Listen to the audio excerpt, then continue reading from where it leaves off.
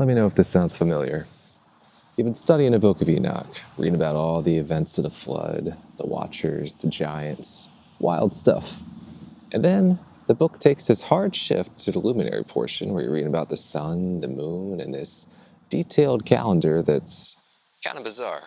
But you want to take that and apply it to your own life and start keeping a biblical feast on this Enoch calendar.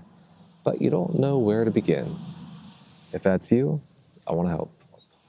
But for now, we're just going to focus on the solar portion by using a sundial to track the equinox, because that's the foundation the rest of the calendar is built on. It's easy to learn, and it's easy to do. But it's also easy to get wrong. So before we start, we're going to go over a few common misconceptions. First, the equinox is not the time of equal day and equal night. I know, it's crazy since in Latin it literally means equal night. But to be fair, it is really close. What it actually is the turning of the year. In Hebrew, this is called the Tekufa.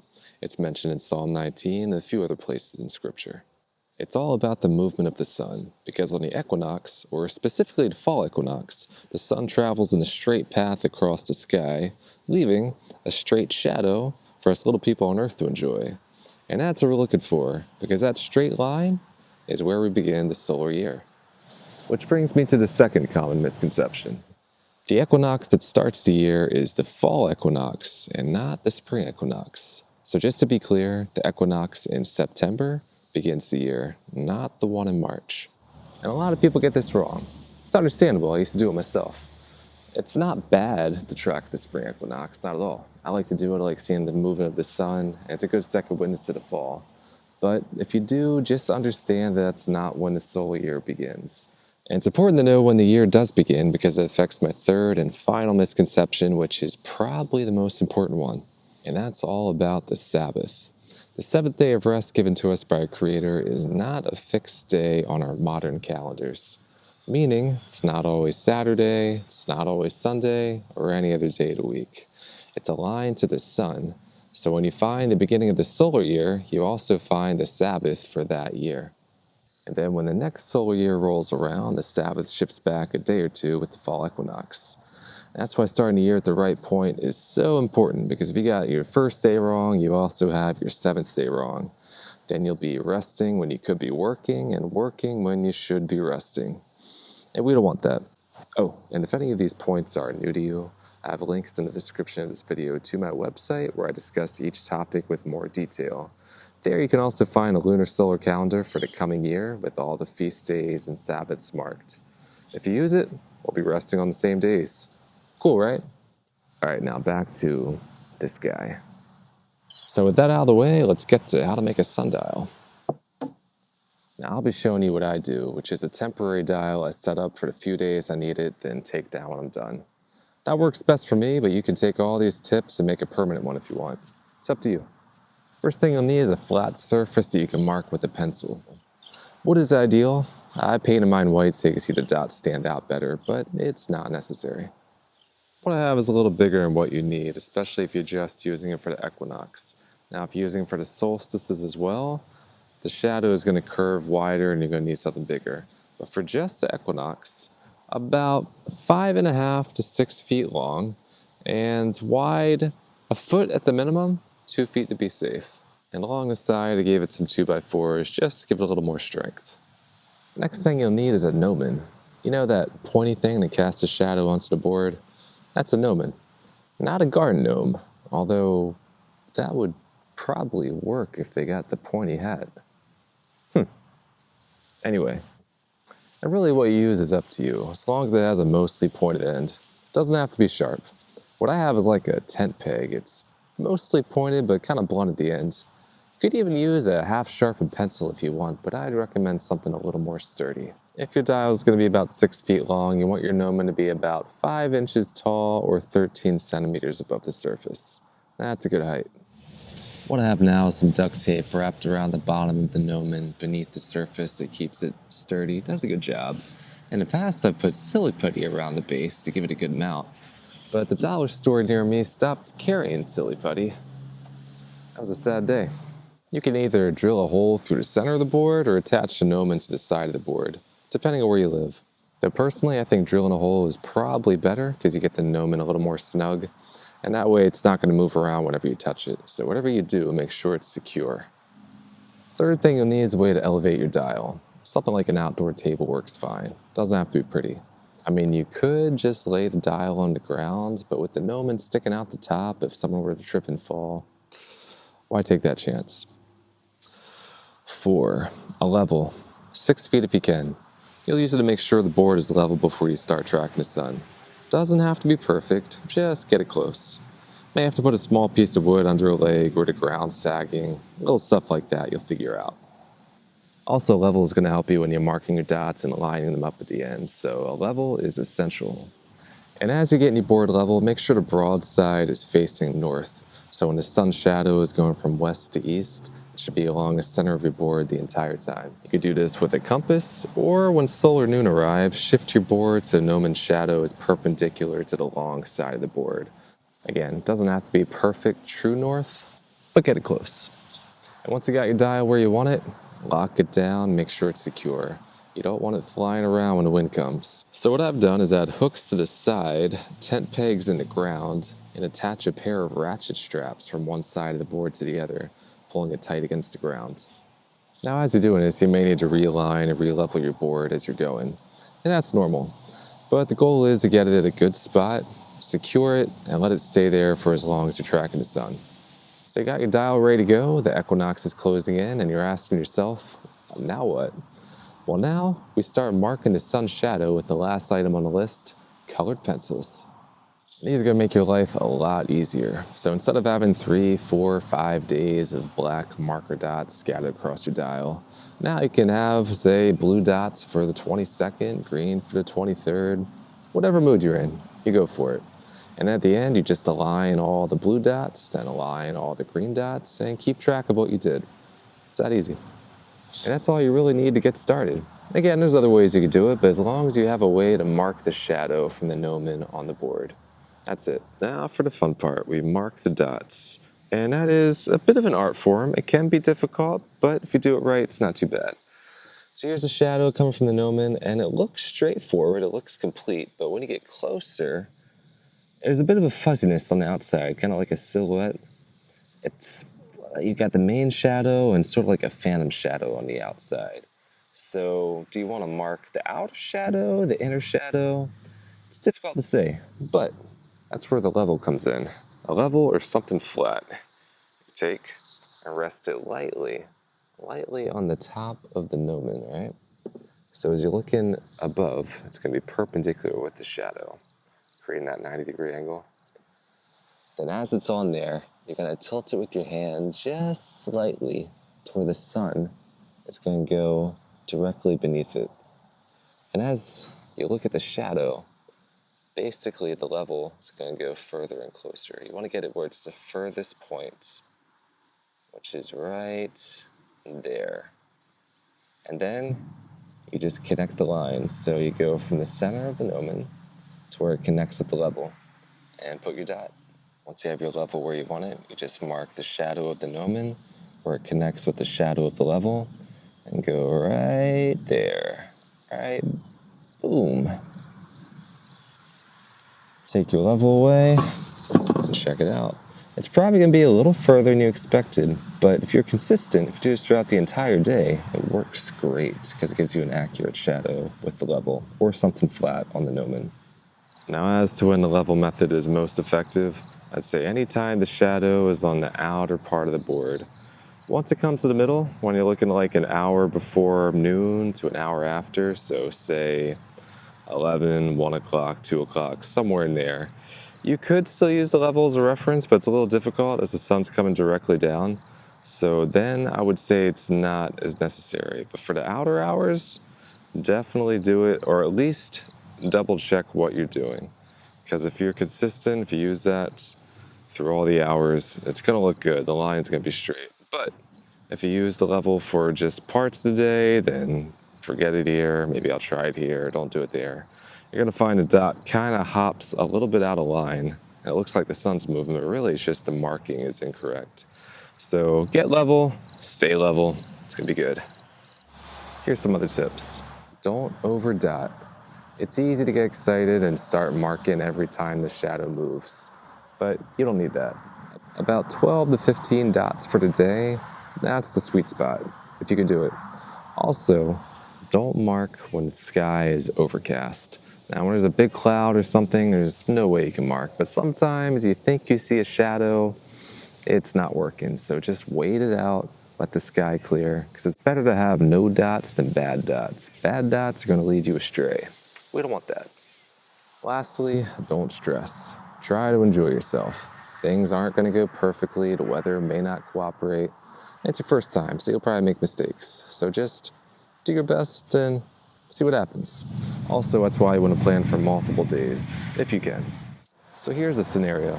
Let's say the day before the equinox is a complete rain out. Or maybe the day of the equinox itself is nothing but clouds. Should you quit? No, not yet. Because the path of the sun is going to mirror itself. So even if you miss a day or two, you can still find out when it is. Let me show you. So this is kind of a terrible drawing, but it'll give you an idea what to expect. So let's say that straight line represents the path of the sun for the equinox.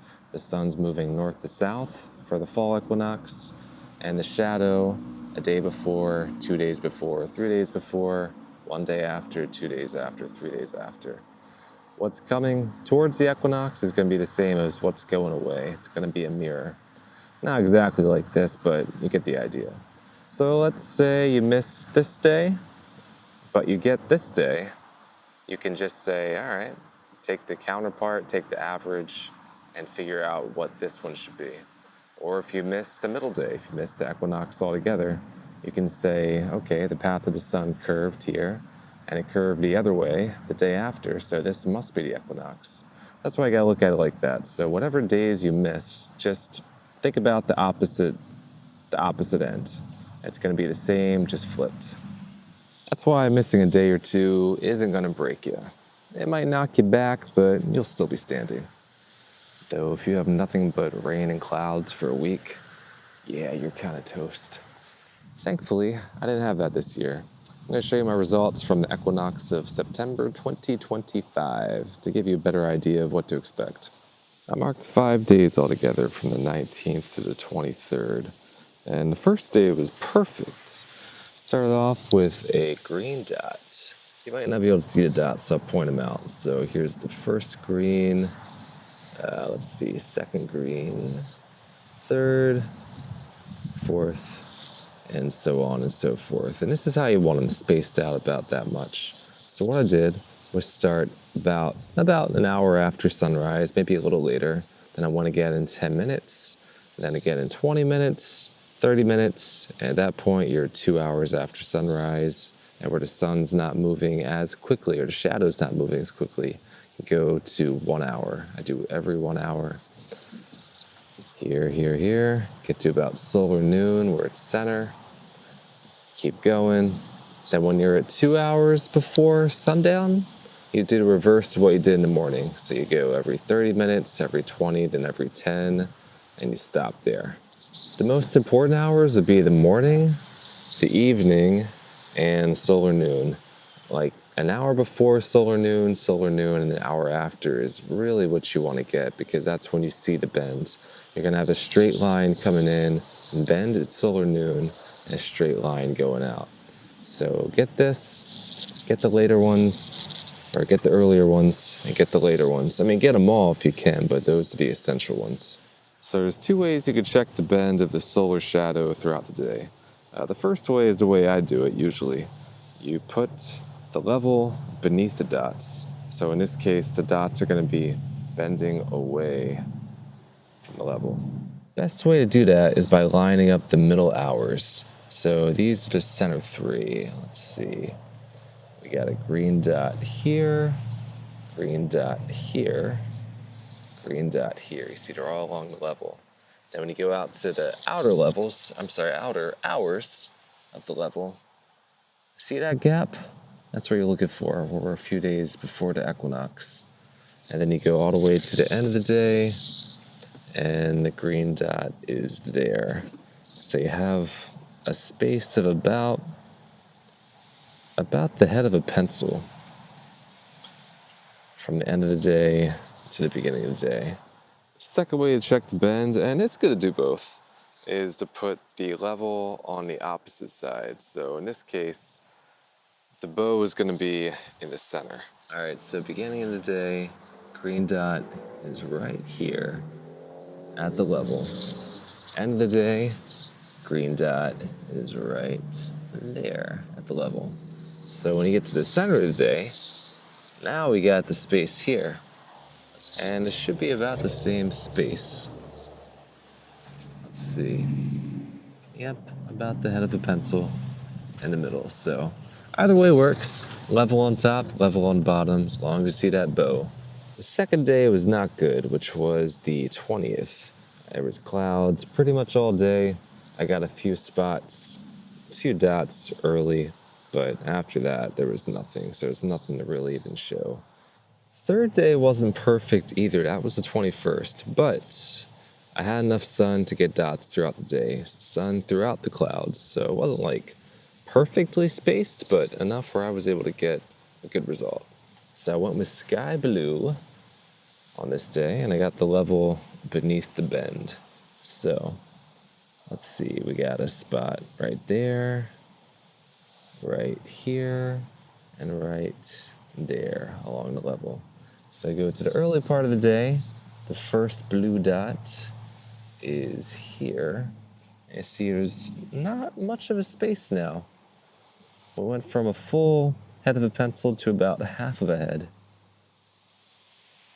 Yeah, we're getting close. And then go to the end of the day. This is the last dot I have right there. And yeah, about half a head of a pencil again. So what we're looking at is not only is the bend getting straighter and coming towards that straight line, the whole shadow itself is actually moving downward or towards the north. As we're going toward the September equinox, the shadow is going to come northward. As the sun goes south, shadow comes northward. So from 2 days ago, where the green dot was up here at solar noon, now it's down just slightly, and slightly more on the outside. Now at the level on the opposite side of the dots on the 21st, have them lined up on the end. In the center, blue dot here, blue dot here, blue dot here, and there is about half a head difference, half a pencil head between the dot and the level. Fourth day results, I went with the red pencil, and that was the day of the equinox, September 22nd, 2025. So from beginning to end, here are the dots.